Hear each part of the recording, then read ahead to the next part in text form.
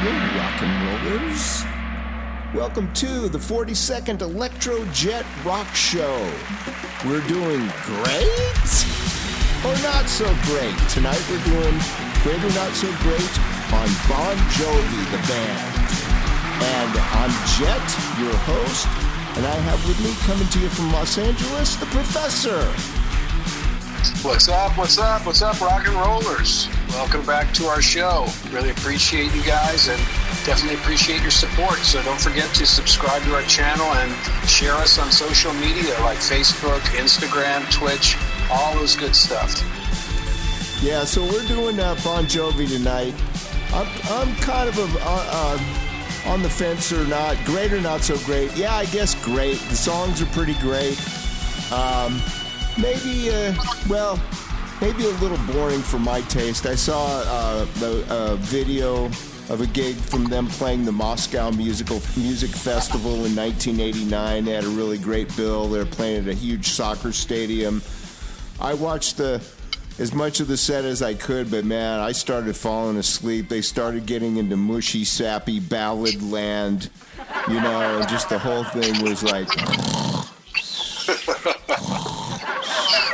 But on the other hand, he's got, back in the day, I mean, his voice is kind of blown out now. They got to, I think, tune stuff down to U571 tuning, and he's got to maybe duck out of some of the high notes and stuff from the old days. Can't hit all the high notes like he used to.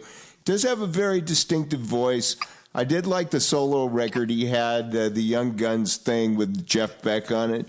I wake up in the morning and I raise my weary head. So, that kind of thing. What do you think, Professor? I'm agreeing with you. I'm kind of giggling as you're going on because I agree with a lot with what you're saying. I kind of feel the same way. A little bit on the fence. BonJovi, great or not so great as a band. I also have to kind of not just look at John Bon Jovi. I have to look at the rest of the band. Quite honestly, I think that's where more of the greatness comes, actually. Because I'm more of a fan of Richie Sambora, at least back then, than I was Bon Jovi vocally. And, there was a little too much of the sappy ballads for my taste, This is just for what I like, I like, Living on a Prayer was pretty good. Oh, that one's great. Yeah, Blaze of Glory is good, but then you start getting into Always and, I'll Be There for You. That one's good. I like that. I like the earlier stuff. After the second really big record they had, I think that's when they really started sapping out. I do like the lay you down in a bed of roses. That one's pretty good for a sappy ballad. But yeah, when he got all Springsteened out, man, that's when they kind of lost me. Yeah, I agree.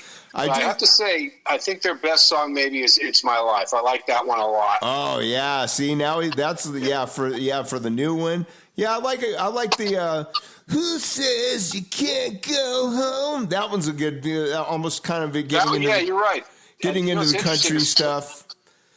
Those are later. Those are like 2000 songs. So now you got to kind of start thinking, well, look at the timeline. They kept producing from 1984 all the way up to 2006. They were making hits. So, you got to kind of look at that too. I do like that "It's My Life" one with the airbag guitar thing on it. Wow, that thing that Richie's doing. And he's singing in his lower range, so he knows, man, he better write some new lower range songs so he can do them on tour and stuff. So that was a very good call on that. I got to say, yeah, I do like that one a lot.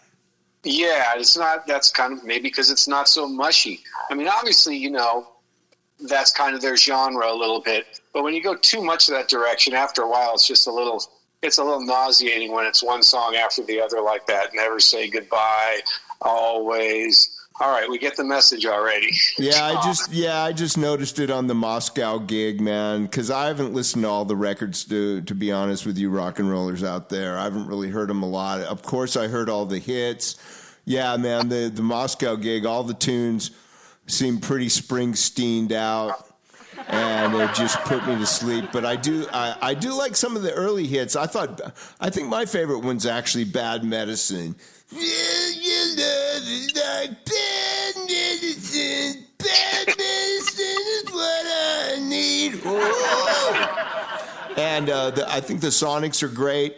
All the engineering and stuff goes back to Little Mountain Studios in Vancouver with Bob Rock producer extraordinaire, really knows what he's doing. And that traces back all the way back to the band Prism, which we need to do a show on, because those guys were great, which turned into Bryan Adams. Then they had the big hits with Bryan Adams and Loverboy and BonJovi. So that was the beginning of the Little Mountain sound. When they really took off was with Loverboy, and Bob Rock was doing some engineering on that, and he became a big producer. So they were in great hands there. I think John's actually a very, very good songwriter. Songwriting, great. Vocals, back in the day, great. Maybe not so much now, singing Living on a Prayer every night. That's gonna blow out your voice, especially, in the studio. It's one thing, you can punch in a line or two and then catch your breath, take a sip of water, and go back and do the next half. But yeah, you got to do that every night live when you're exhausted, hitting all those high John Purdell notes. John Purdell, yeah, I think he sung on that. We'll do a whole thing on him. He produced Ozzy and Dream Theater, and he ghosted on a lot of stuff. So I think he's on that. I think the records sound great. The females really loved John, which is a great thing. That's you always want that demographic. But I'm going to have to say, overall, I guess I'm going to have to say great. So I would have to say great also, because again, I kind of wanted to point out the other guys in the band. Tico Torres, he played for Chuck Berry. Yeah, he's a cool drummer. Yeah, you got to be good. Was he the drummer? Solid. Play for Chuck Berry. He's not going to put up with it. Was he also played with Pat Benatar. Was he the drummer? Even auditioned. Was he the drummer? Yeah, he also even auditioned for Kiss before they got Eric Carr. And then you got David Rashbaum, who's the keyboard player, and he was Juilliard trained. Oh yeah, he's great. Yeah, he's great. Violin, viola, trumpet, clarinet, piano. He's really multi-talented. Of course, Richie Sambora, before he got into his, maybe into his substance abuse issues, he had a 1991 solo album that was I thought it was really good. It's called Stranger in This Town, and there's a couple songs on there called Ballad of Youth and Father Time. I think he's a far better singer, actually, than John is, and doesn't really get his chance in the band, or at least he was back then. I have no idea how well. Yeah, they both have distinctive voices. I think John's got a very signature vocal sound. He's almost got like sort of a heavy metal voice and sort of a pop rock contest back in the day. I've heard people say that. Yeah, I'd agree with that. But I didn't know Richie's voice is a little more gritty and soulful and authentic. That's the one thing I think that was a little bit lacking in John, but that's just my opinion. Yeah, I didn't know that about the bass. The keyboard player, man. All the Juilliard stuff. I did not know that. That's weird, wild stuff. Aha, you're correct. Yes, sir. So, did you say great? I'm going to say great. I also have to look again for the longevity. And didn't they play at the Super Bowl or something like that? I mean, not sure. Okay, well, anyway, you got to go 1984 all the way to 2006, and you're putting out hits all through that. Got to say great. Not my favorite, but great. I wonder what Howard Cosell would say. I mean, this is ridiculous. It's a radio show. Hey, are we doing this for clapping? I wonder if John Wayne's doing this for clapping. Oh Christ! I'm not trying to talk for clapping. It's getting to be goddamn ridiculous. So anyway, don't forget to like and subscribe and share. This is Jett signing off with the Professor, and Rock and roll! rock and roll.